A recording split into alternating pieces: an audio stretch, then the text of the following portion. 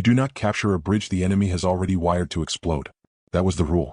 Not a guideline. A certainty. For decades of modern war, bridges were denied, not seized. If you arrived in time, the enemy blew it. If you arrived too late, the river stopped you cold. Engineers on both sides lived by this truth, because steel and concrete obeyed explosives, not courage. German commanders believed this rule was unbreakable. Their manual said so. Their experience proved it. Across Europe, retreating Wehrmacht units destroyed thousands of bridges to slow the Allied advance. Rivers became walls. Time became Germany's last weapon. And by March of 1945, time was everything Germany had left. The Western Front was collapsing. Allied armies were racing toward the Rhine, the final natural barrier before the heart of Germany. Every bridge was a fuse waiting to be lit. Every crossing was supposed to end the same way: thunder, smoke, water, and delay. You do not take a bridge intact. Everyone knew that. But in 1945, at a small town called Remagen, one moment shattered that rule forever. You are Sergeant Alexander Drobik. You are 23 years old. You grew up in Ohio, the son of Slovak immigrants. Before the war, you worked construction. Hard hands. Quiet confidence.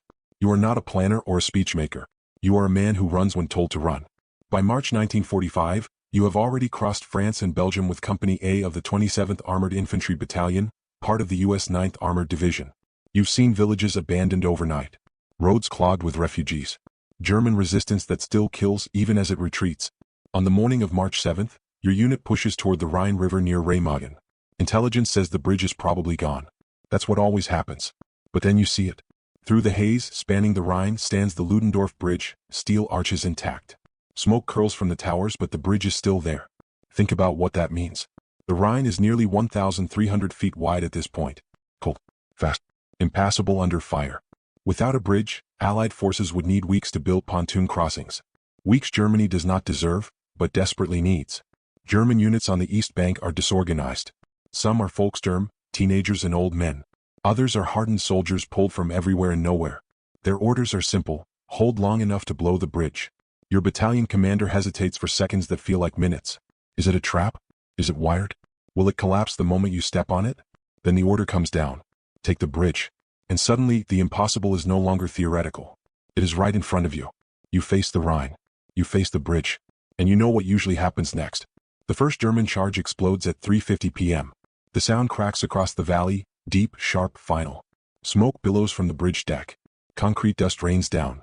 Everyone expects the arches to fold. Everyone braces for the river to swallow steel. But the bridge does not fall. It still stands. You do not wait. You run. You sprint forward as machine gun fire erupts from the far towers. Bullets snap against steel girders. The bridge hums with impact. Each step rings loud, metallic, exposed. You are the first man on the bridge. 200 yards. Then 300. German soldiers fire from pillboxes. Mortars whistle overhead. You feel the vibration of near misses through your boots. The smell is cordite and river water and burning wire insulation. Halfway across, you pass visible demolition cables, thick as a wrist, running along the deck. Charges hang beneath the structure, some already damaged, others terrifyingly intact. Every second you expect the world to disappear. It does not. Behind you, more men follow. Company A pours onto the bridge in short bursts, hugging girders, diving flat when rounds crack overhead. German officers scream orders. Engineers scramble. A second demolition attempt is triggered. Another explosion. Bigger this time. The bridge shakes violently. Chunks of concrete tear free. A section of decking lifts, then slams back down. Still standing. German defenders are stunned. This is not how it works. The bridge was supposed to be gone. The enemy was supposed to stop. You reach the far tower. Grenades fly. Shots echo inside stone corridors. The fighting becomes close. Personal. Brutal. Within minutes, the West Tower is secured. You push on. At 1,000 yards, American engineers race onto the bridge under fire, cutting wires by hand. They snip, yank, and throw cables into the Rhine as bullets spark around them. At 1,200 yards, German resistance stiffens. An 88mm gun opens fire from the heights, sending shells screaming overhead. Each impact rocks the bridge like a hammer on an anvil. Failure feels certain. One intact charge. One delayed fuse. One lucky shell. The Germans try again. A third detonation. Nothing. By nightfall, Company A holds the East Bank. The impossible has happened. And this is the moment, right here, when the war changes.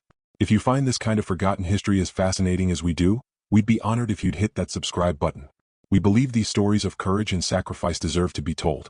And by subscribing, you help us ensure they aren't forgotten. What Germany didn't know was how devastating this single failure would become. Within 24 hours, Allied engineers reinforce the bridge. Tanks cross. Artillery rolls over the Rhine on intact steel. By March 10, over 8,000 American troops are across. German high command panics. Hitler demands the bridge destroyed at all costs. The Luftwaffe launches desperate bombing raids. V-2 rockets are fired at a single bridge, one of the few times in history ballistic missiles target a tactical objective. None succeed. Every hour the bridge stands, the Allied foothold expands. The Rhine is no longer a barrier. It is a highway. The capture at Remagen accelerates the collapse of the Western Front by weeks, possibly months. German units retreat in chaos. Defensive plans dissolve. The rule is gone. You can take a bridge after all. Sergeant Alexander Drabik survives the war. He returns home. He works. He raises a family. He rarely speaks of the run across the bridge, just a few hundred yards that changed the fate of a continent. The Ludendorff Bridge collapses 10 days later from accumulated damage. But by then it no longer matters. His job is done. To this day the towers still stand on the Rhine's banks. Silent. Watching. If this story moved you, please hit that like button. Every click tells the algorithm this piece of history is worth remembering.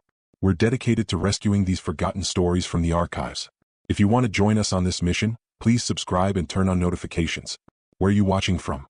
Drop a comment with your city or state and tell us if someone in your family served.